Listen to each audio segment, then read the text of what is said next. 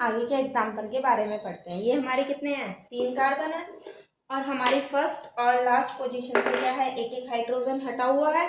तो 3 कार्बन को क्या बोलेंगे हम, प्रॉप। और 1 और थर्ड पोजीशन से एक एक हाइड्रोजन हमारा हटा हुआ है, प्रॉप 1 3 डाई आई। अब ये कितने कार्बन है, 4 कार्बन।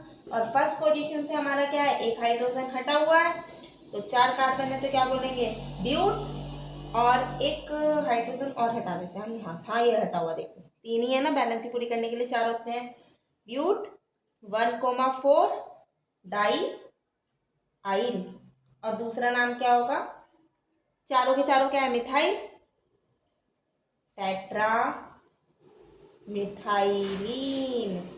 और इस वाले का नाम क्या होगा, ट्राई मिथाइलीन।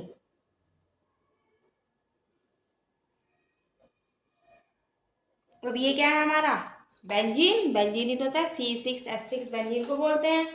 अब ये क्या है, C6H6 ना होके क्या हो गया, C6H5 हो गया। यहाँ से क्या हो गया, एक हाइड्रोजन हमारा हट गया।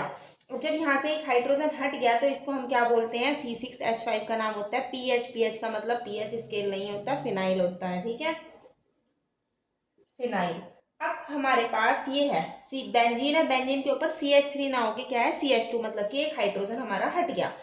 तो नॉर्मल तो इसे हम बेंजीन बोलते हैं, लेकिन एक हाइड्रोजन हट गया तो क्या बोलेंगे, बेंजाइल। ये फिनाइल है, C6H5 को फिनाइल बोलते हैं। अगर बेंजीन के ऊपर CH2 है तो उसे बेंजाइल कहते हैं। और यहाँ से क्या हुए, 2 हाइड्रोजन हट गए बेंजीन के ऊपर से, तो इसका नाम क्या होगा, बेंजाइलीडीन,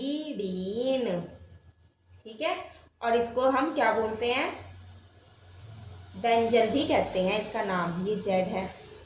अब ये क्या है, बेंजीन से 3 हाइड्रोजन हट गए ऊपर से, तो इसका नाम क्या होगा, बेंजाइलीडाइन, क्योंकि 3 हाइड्रोजन हटे। और इसका एक नाम क्या होता है, इसको हम क्या बोलते हैं, बेंजो भी बोलते हैं।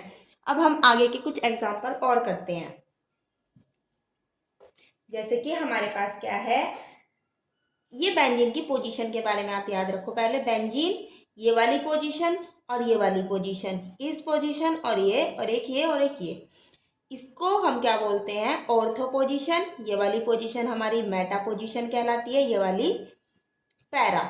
ठीक इसी तरीके से ये मेटा, ये ऑर्थो, और ऊपर वाली क्या कहलाती है, पैरा कहलाती है। अब हमारे पास एक बेंजीन है और ऊपर हमारे पास CH3 लगा हुआ है। बेंजीन के ऊपर जब CH3 लगा रहता है तो इसका नाम क्या होता है, हमारा टॉल्विन होता है। अब हमने क्या करा, बेंजीन के जो पैरा पोजीशन है यहाँ पे तो CH3 है ही, लेकिन इस वाली पोजीशन से हमने क्या करा, एक हाइड्रोजन को हटा दिया। तो इसका नाम क्या होगा, P का मतलब क्या होता है, पैरा टॉइल। टॉइल का मतलब एक हाइड्रोजन वहां से हट गया। सेम इसी तरीके से अगर मैंने जो हमारा हाइड्रोजन है वो मेटा पोजीशन से हटा दिया यहाँ से, यहाँ पे तो वही CH3 है, तो इसको क्या बोलेंगे, मेटा टॉइल। और अगर मैंने ऑर्थो पोजीशन से, यहाँ पे मैं बना के दिखाती हूँ, जैसे कि ये रही मेरी वही CH3, मैंने इस पोजीशन से हटा दिया तो इसको क्या बोलेंगे, ऑर्थो टॉइल। अब इसके बाद हम कुछ और एग्जाम्पल करते हैं। ये हमने कुछ क्वेश्चन और लिए।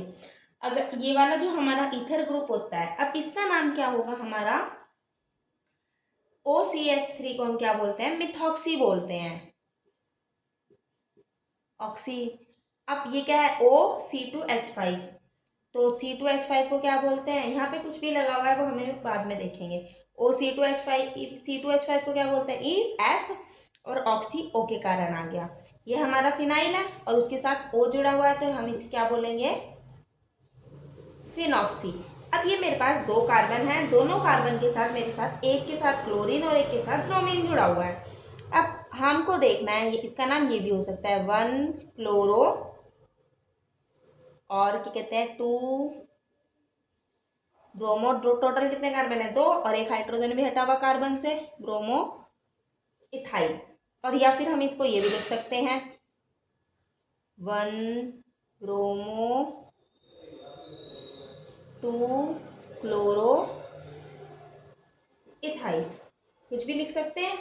अब हमें क्या देखना है, हमें नेमिंग किधर से शुरू करनी है, जिधर से ये वाला हाइड्रोजन भी हटा हुआ हो, फर्स्ट और सेकेंड, ये है अब 1 पोजीशन पे क्लोरीन है और 2nd पोजीशन पे हमारा ब्रोमो है।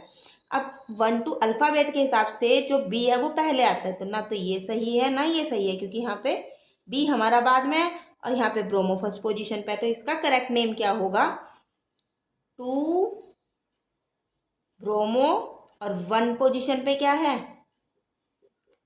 क्लोरो और वही इथाइल। ठीक है।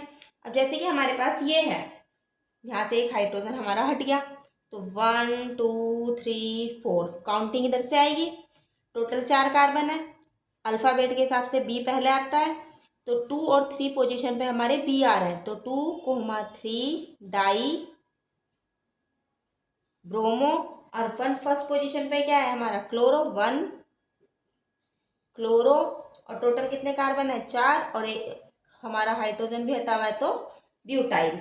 अब इसके बाद ये तो हमने नॉर्मल देखे थे कि जब हमारे मोनो डाई और ट्राई हैलाइड होते हैं तो नेमिंग किस तरीके से हम करते हैं। अब हम एल्केन को लेंगे कि उसकी नेमिंग हम किस तरीके से करते हैं, डॉट लाइन बॉन्ड लाइन। अब हमें एल्केन के बारे में पढ़ना है। अब जो एल्केन है, एन एल्केन का मतलब क्या होता है, जो स्ट्रेट चैन ऑफ कार्बन की होती है उसे बोलते हैं। जैसे कि ये वाली तो कुछ ज़्यादा ही पहाड़ बन गए, ऐसे करके है। टोटल कितने कार्बन है 1 2 3 4 5 6 7, तो इसको क्या लिख देंगे हम एन, और 7 को क्या बोलते हैं सेप, और सिंगल बॉन्ड है तो एन। अगर हमारी ऐसे है तो 1 2 3 4, तो 4 है तो एन, 4 को क्या बोलते हैं ब्यूट, और सिंगल बॉन्ड है तो एन। ठीक है। अब आइसो एल्केन का मतलब क्या होता है, जो हमारा एक मिथाइल ग्रुप है present in 1 straight chain, carbon की कोई भी स्ट्रेट चैन है उसमें अगर हमारा एक मिथाइल ग्रुप प्रेजेंट है, जैसे कि CH3 CH और यहाँ पे क्या हो गया CH3 और यहाँ पे भी एक CH3, ये कार्बन की एक स्ट्रेट चैन चल रही थी, यहाँ पे क्या हुआ एक मिथाइल ग्रुप आ गया। इसका एक नाम तो हमारा क्या होगा 2 methyl propane, 2 methyl, 2nd position पे हमारा मिथाइल है, टोटल कितने कार्बन है 3, तो प्रोप और सिंगल बॉन्ड है तो एन। और एक इसका नाम क्या होगा, जो हमारी 2nd पोजीशन है इसको हम क्या बोलेंगे आइसो, टोटल 4 कार्बन है तो ब्यूटेन। ठीक है। अब हमारा जो नियो एल्केन होता है इसका मतलब होता है 2 मिथाइल ग्रुप प्रेजेंट है, स्ट्रेट कार्बन की जो चैन है उसमें हमारे पास 2 मिथाइल ग्रुप प्रेजेंट है, उसको बोलते हैं। जैसे कि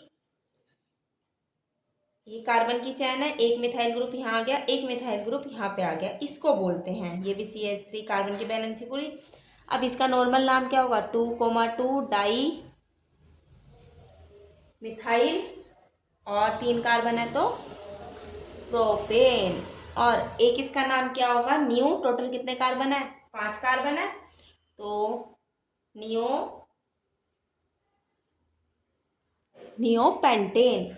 अब जैसे कि हमारे पास एक और हमने एग्जांपल ले लिया, लेट सपोज ये रहा हमारे पास, ये है ना 2 हमने एक आइसो एल्केन का हम एग्जांपल और ले लेते हैं 1-2 ताकि हमें अच्छे से आ जाए, और नियो का भी।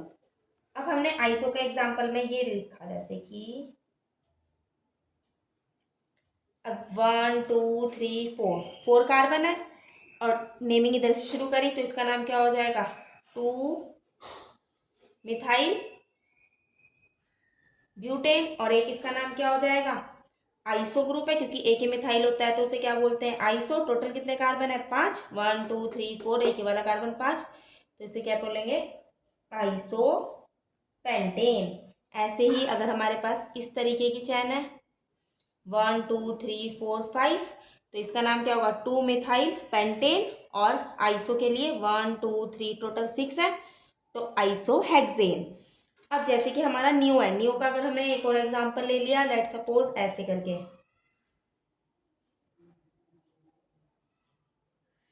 तो ये हमारा कार्बन है। अगर मैं इसका स्ट्रक्चर बनाऊं तो इसका मतलब यही तो है CH3 CH3 CH3, फिर यहाँ पे CH2 और फिर CH3। टोटल कितने कार्बन हो गए हमारे पास 1 2 3 4 है, तो 2 डाई मिथाइल, इसका नॉर्मल नाम क्या बनेगा 2 डाई मिथाइल, 4 कार्बन है तो ब्यूटेन। लेकिन और अगर हम नियो की फॉर्म में देखें तो टोटल कितने कार्बन है 6, 1 2 3 4 5 6, तो 6 कार्बन है तो इसको क्या लिखेंगे हम, नियोहेक्सेन।